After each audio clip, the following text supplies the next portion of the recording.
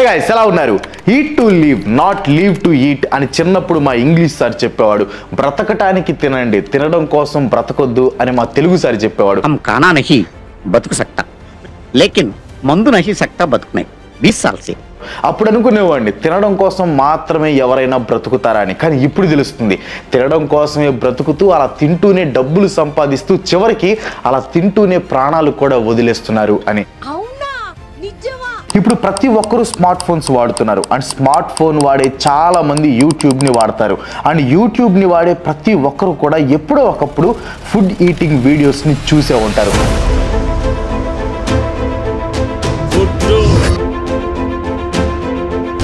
ఎంత పెట్టారు ఇంత ఫుడ్ ఎవడైనా తింటాడా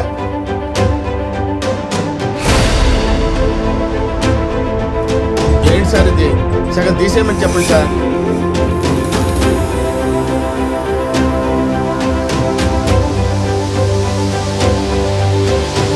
అండ్ ఈ ఫుడ్ ఈటింగ్ వీడియోస్ని ముక్బాంగ్ అంటారు తిను ఇంత ఫుడ్ ఎవడైనా తింటాడా ఈయన కూడా తినలేడు 10 మందికి సరిపోయేంత ఫుడ్ని ముందు పెట్టుకొని గ్యాప్ లేకుండా తినడమే ముక్బాంగ్ వీళ్ళని చూసే వ్యూవర్స్ బా వీళ్ళ పనే బాగుందిరా కుర్చీలో కూర్చొని పందికొక్కల్లాగా తింటూ బాగా సంపాదిస్తున్నారు అని అనుకుంటారు కానీ ప్రపంచంలో ఎక్కడా లేనన్ని హెల్త్ ప్రాబ్లమ్స్ కూడా వీళ్ళు కొని తెచ్చుకుంటున్నారు అని చాలామంది వ్యూవర్స్ గమనించరు జస్ట్ వీళ్ళకి మాత్రమే కాకుండా వీళ్ళ వీడియోస్ని చూసే చాలామంది వ్యూవర్స్కి కూడా హెల్త్ ప్రాబ్లమ్స్ ఎక్కువైపోతున్నాయి ఈ విషయాన్ని నేను చెప్పట్లేదు యునైటెడ్ స్టేట్స్కి చెందిన నేషనల్ లైబ్రరీ ఆఫ్ మెడిసిన్ వాళ్ళు చెప్తున్నారు సో ఈ రోజు వీడియోలో ముక్బాంగ్ అంటే ఏంటి అనే దాని దగ్గర నుంచి అసలు వీడియోస్ని చూస్తున్న వ్యూవర్స్ ఎలా హెల్త్ని డ్యామేజ్ చేసుకుంటున్నారు అనే విషయం దాకా అన్ని విషయాలు మనం ఈరోజు వీడియోలో తెలుసుకోబోతున్నాం సో వీడియోని స్కిప్ చేయకుండా లాస్ట్ వరకు చూడండి అండ్ మీలో ఎవరైనా మంచి video editors and content writers ఉండి ఈ కొత్త సంవత్సరంలో మంచి జాబ్ ఆపర్చునిటీ కోసం వెయిట్ చేస్తుంటే వీడియో లాస్ట్లో మీకు గుడ్ న్యూస్ ఉంది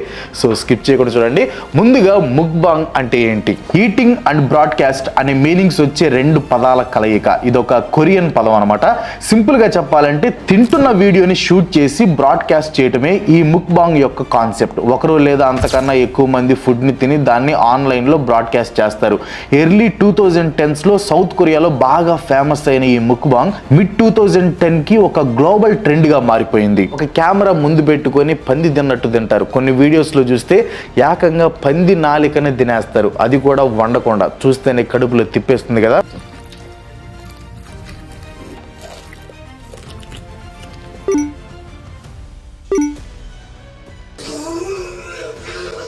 నిజానికి 21st సెంచరీకి ముందు కొరియాలో ట్రెడిషనల్ ఫుడ్ హ్యాబిట్స్ అనేవి చాలా హెల్దీగా ఉండేవి కానీ ఎప్పుడైతే ఆ 2000 ఎరా అయిపోయి 21st సెంచరీ మొదలైందో అప్పటి నుంచి సౌత్ కొరియాలో న్యూ ఫుడ్ కల్చర్ మొదలైంది అదే ఈ internet eating culture or mukbang Africa TV అనే ఒక ఛానల్లో ఫస్ట్ టైం ఈ ముక్బాంగ్ అనే కల్చర్ని ఇంట్రడ్యూస్ చేశారు అయితే ఆ తర్వాత చాలా కేబుల్ ఛానల్స్లో ఇది ఒక ట్రెండ్గా మారిపోయింది మెల్లమెల్లగా ఆ ట్రెండ్కి వచ్చిన పాపులారిటీ వల్ల యూట్యూబ్లో కూడా వచ్చేసింది ప్రెజెంట్ మనం యూట్యూబ్లో చూసుకుంటే some of the most famous కేటగిరీస్లో ఫుడ్ కూడా ఒకటి ఉంటుంది నార్మల్గా ఫుడ్ వీడియోస్కి యూట్యూబ్లో రీచ్ ఎక్కువ ఉంటుంది కానీ ముక్బాంగ్ వీడియోస్కి నార్మల్ ఫుడ్ బ్లాగ్స్ కంటే ఎక్కువ రీచ్ ఉంటుంది ఈ ముక్బాంగ్ వీడియోస్కి ఇంత రీచ్ రావడానికి చాలా కారణాలు ఉన్నాయి ఈ ముక్బాంగ్ గురించి ఏప్రిల్ 2017 నుంచి ఏప్రిల్ 2019 మధ్యలో 2 సంవత్సరాల పాటు సోల్ నేషనల్ యూనివర్సిటీ వాళ్ళు ఒక స్టడీని కండక్ట్ చేశారు ఇందులో చాలా ఇంట్రెస్టింగ్ అండ్ ఆశ్చర్యకరమైన విషయాలు బయటికి వచ్చాయి ఆ టైంకి యూట్యూబ్లో ముక్బాంగ్ అనే పేరుతో మొత్తం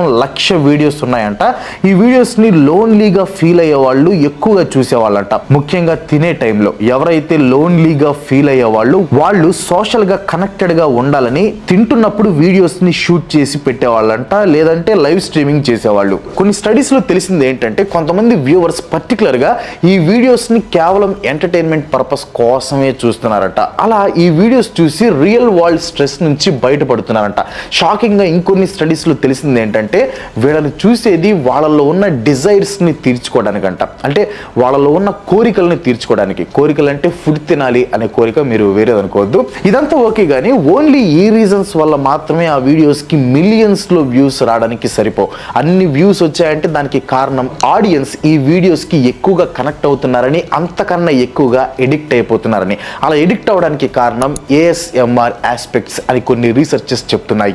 ASMR అంటే ఆటోనామస్ సెన్సరీ మెరిడియన్ రెస్పాన్స్. ఏదైనా వీడియోస్ చూస్తున్నప్పుడు ఆ వీడియోస్ మనలో ఒక సెన్సేషన్ ని కలిగించాయంటే అవి ASMR కంటెంట్ అని అర్థం. లొట్టలు వేసుకొని తినటం, బోన్స్ కొరుకుతున్నప్పుడు సౌండ్స్ రావటం, నవ్వులుతున్నప్పుడు సౌండ్స్ రావటం, ఇవన్నీ కూడా ఆ వీడియోని చూస్తున్న వ్యూవర్స్ లో ఒక సెన్సేషన్ ని కలిగిస్తాయి. మనం కూడా తినాలి అనే కోరికని కలిగిస్తాయి. లేదంటే మరీ ఎంత దారుణంగా తినేస్తున్నారేంట్రా అనిపిస్తాయి. కొంతమందికి నోట్లో నుంచి లాలాజలం కూడా కారిపోతుంది. ఈ రీజన్స్ అన్ని కూడా వ్యూవర్స్ ని ఆ వీడియోస్ కి కట్టిపడేలా చేస్తాయి, మళ్ళీ మళ్ళీ చూసేలా చేస్తాయి. ఆ వీడియోస్ లో వాళ్ళు ఎంత ఇన్వాల్వ్ అయిపోతారంటే ఎంత డిస్గస్టింగ్ వీడియోస్ కనిపించినా కూడా వాళ్ళు ఎలా తింటున్నారా బాబు అనుకోనైనా ఆ వీడియోస్ ని చూస్తూ ఉంటారు. ఉడకబెట్టిన పాముల్ని, కప్పల్ని, బ్రతుకున్న ఆక్టోపస్ ని, చిన్న చిన్న పురుగుల్ని కూడా తినేస్తారు. సో చూడటానికి ఎంత డిస్గస్టింగ్ గా ఉన్నా కూడా చాలా మంది ఈ వీడియోస్ ని చూస్తున్నారు. అలా చూడటం వల్ల ముక్బాంగర్స్ కూడా బాగా సంపాదించడం మొదలు పెట్టారు. అయితే రాను రాను వాళ్ళ మీద ఒత్తిడి కూడా బాగా ఎక్కువ అవటం మొదలైంది. ఎక్కువ ఫుడ్ తినాలి, స్పైసీ ఛాలెంజెస్ చేయాలి, ఇచ్చిన టైంలో ఫుడ్ అంతా కంప్లీట్ చేయాలి అనే ప్రెషర్ ఎక్కువైపోయింది. ఈ ప్రెషర్ కి కొంతమంది బలవంతంగా ఎక్కువ ఫుడ్ ని తినేసేవాళ్ళు, మరికొంతమంది తింటున్నట్లు యాక్ట్ చేస్తూ వీడియోస్ తీసేవాళ్ళు. మీలో చాలా మందికి ఈ డౌట్ వచ్చే ఉంటుంది, కుంభాలు తినే అమ్మాయిలు కూడా ఇంత సన్నగా ఉన్నారేంటి అని. దానికి కారణం వాళ్ళు నిజంగా ఆ ఫుడ్ ని తినకపోవటం. వాళ్ళ ముందు పెట్టుకున్న ఫుడ్ అంతా కూడా వాళ్ళు తింటున్న ట్యాగ్ చేస్తారనమాట. ఇది ముందుగా బయటపడింది ఈట్ విత్ బోకి అనే ఒక పెద్ద యూట్యూబ్ ఛానల్లోనే. ఈ అమ్మాయి కూడా అందరిలాగే ఫుడ్ ని తినేసి నోట్లో పెట్టుకుంటది, గేదె నమిలినట్టు నములుతుంది. అయితే నమిలిన తర్వాత లోపలికి మింగకుండా సైలెంట్ గా కింద కూసేసింది అనమాట. ఆ తర్వాత ఎడిటింగ్ లో ఆ పార్ట్స్ ని కట్ చేసి వ్యూవర్స్ మొఖాన్ని కొడతారు. వీళ్ళు ఇలా చేయడం వల్ల చాలా ఫుడ్ అనేది వేస్ట్ అవుతుంది. దీన్ని ఆపడం కోసమే 2021లో చైనా వాళ్ళు యాంటీ ఫుడ్ వేస్ట్ లాని తీసుకొని వచ్చారు. ఈ లాలో చాలా విషయాలు ఉన్నాయి. One of the key incident మాత్రం ఈ ముక్బాంగ్ ని బ్యాన్ చేయటం. Chinese leader Xi Jinping food ని వేస్ట్ చేసి ఇలాంటి పనులు చాలా ఆందోళన కలిగించే ప్రాబ్లం అని ఇలాంటి వీడియోస్ ని మళ్ళీ ఫిల్మ్ చేసి బ్రాడ్కాస్ట్ చేస్తే ఆ టీవీ స్టేషన్స్ మీద ఇంకా మీడియా హౌసెస్ మీద $16,000 ఫైన్ వేస్తాం అని చెప్పాడు. ఆ తర్వాత రీసెంట్ గా 2024లో ముక్బాంగ్ ని ఫిలిప్పీన్స్ లో కూడా బ్యాన్ చేశారు. డాడ్జ్ అపాటన్ అనే ఒక ఫుడ్ బ్లాగర్ ఎక్కువగా సాల్టీ ఫుడ్ ని ఇంకా మీట్ ని తినడం వల్ల హైపర్ టెన్షన్ ఎక్కువైపోయి బ్రెయిన్ లో ఉన్న బ్లడ్ వెజల్స్ రప్చర్ అయిపోయి ఫైనల్ గా అతను చనిపోయాడు. So department of health Philippines వాళ్ళు ముక్బాంగ్ ని బ్యాన్ చేయాలనే ప్రపోజల్ ని తీసుకొచ్చారు. ఈ ముక్బాంగ్ వీడియోస్ ని ఇంట్రెస్ట్ గా మార్చడానికి జస్ట్ లార్జ్ అమౌంట్ లో ఫుడ్ ని తినడం మాత్రమే సరిపోదు. ఇందులో ఇంకా కొన్ని డిఫరెంట్ టైప్స్ ఉన్నాయి. For example fast eating challenges. ఒక టైం పెట్టుకొని ఆ టైంలో ఫుడ్ మొత్తాన్ని తినేయడం, లేదా ఫస్ట్ ఎవరు తింటే వాళ్ళు విన్నర్ అంటాం, ఇలాంటివి అనమాట. నెక్స్ట్ వచ్చేసి స్పైసీ ఫుడ్ ఛాలెంజ్. బాగా స్పైసీగా ఉన్న ఫుడ్ ని ముందు పెడతారు. నీళ్లు తాగకుండా ఆ ఫుడ్ అంతా తినేయాలి. అఫ్ కోర్స్ కళ్ళలో నుంచి నీళ్లు వస్తాయి, అవి కూడా తాగకూడదు. అలా వాళ్ళు ఉఫ్ ఉఫ్ అనుకుంటూనే తింటూ ఉంటారు. చూసే వ్యూవర్స్ కి సమ్మగా ఉండిద్ది. ఈ జోలో చిప్స్ ఛాలెంజ్ కూడా ఇందులోకి వస్తుంది అనుకుంటా. నేను కూడా క్రేజీ బ్రోస్ ఛానల్లో ఒక 2 జోలో చిప్ వీడియోలు చేశాను. Goa గుయ్యమనింది.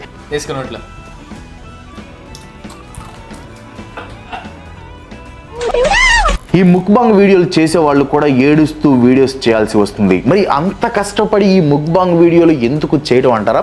Answer very simple, money.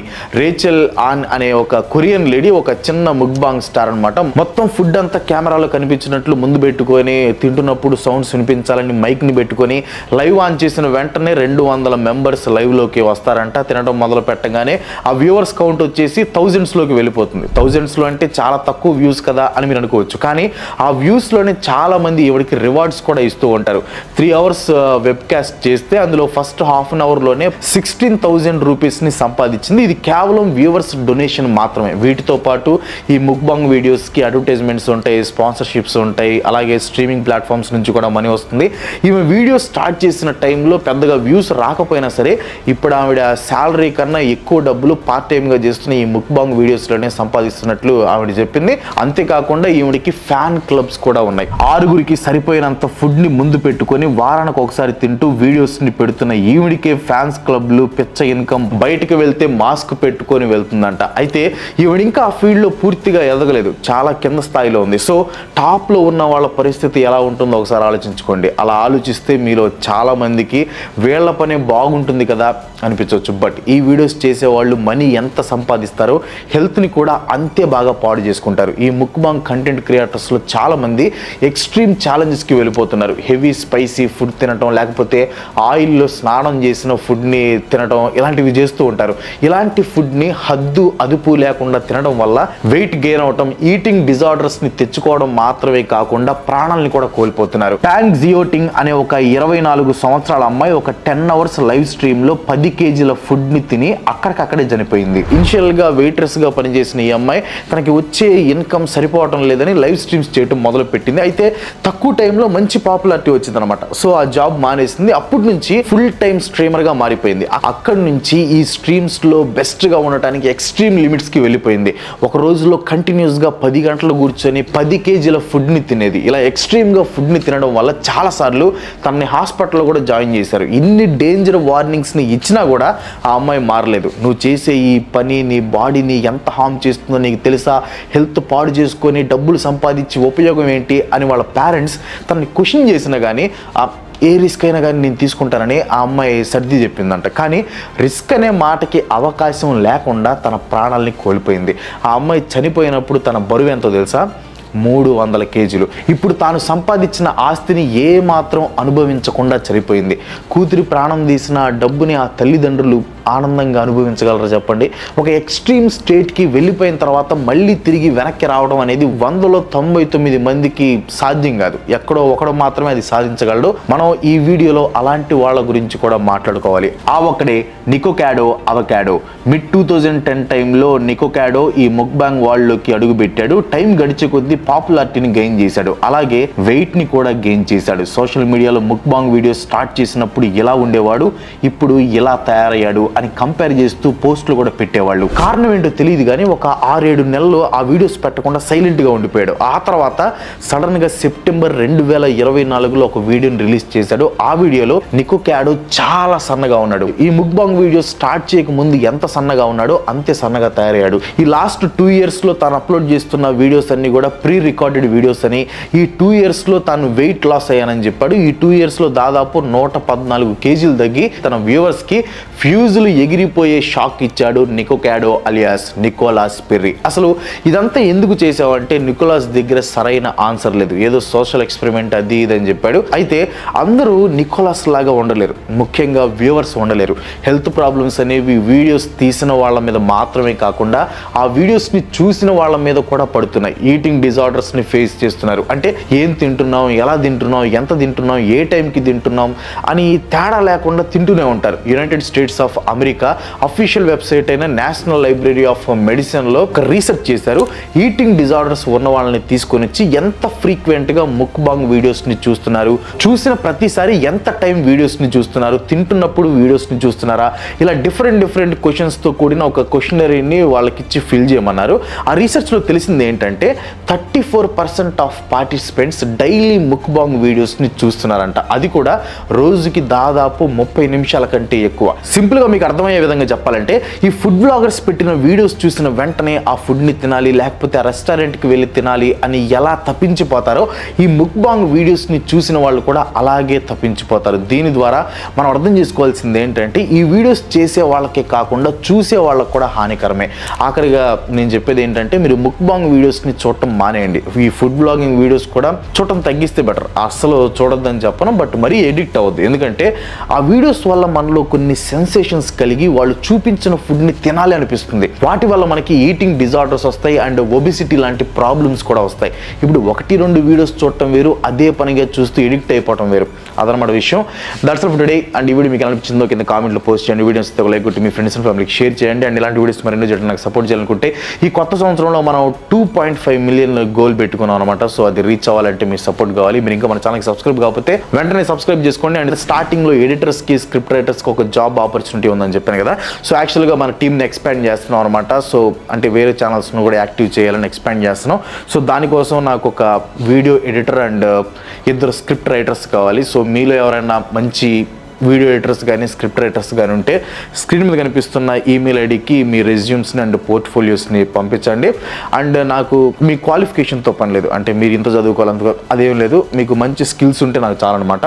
And కొంచెం ఎక్స్పీరియన్స్డ్ అయితే ఇంకా బెటర్ అనమాట. అండ్ శాలరీ విషయానికి వస్తే ఫిక్స్డ్ శాలరీ అయితే ఏం లేదు, మీ స్కిల్స్ అండ్ మీ ఎక్స్పీరియన్స్ని బట్టి మనం ఇంటర్వ్యూలో ఒకవేళ మీరు సెలెక్ట్ అయితే ఇంటర్వ్యూలో మనం శాలరీ గురించి మాట్లాడుకుందాం. అండ్ ముఖ్యంగా ఏంటంటే మీకు అకామిడేషన్ అంతా ఫ్రీ, అంటే ఆఫీస్ కిందే ఫ్లాట్ ఉంటుంది అనమాట. సో ఆ ఫ్లాట్లోనే మీరు ఉండొచ్చు.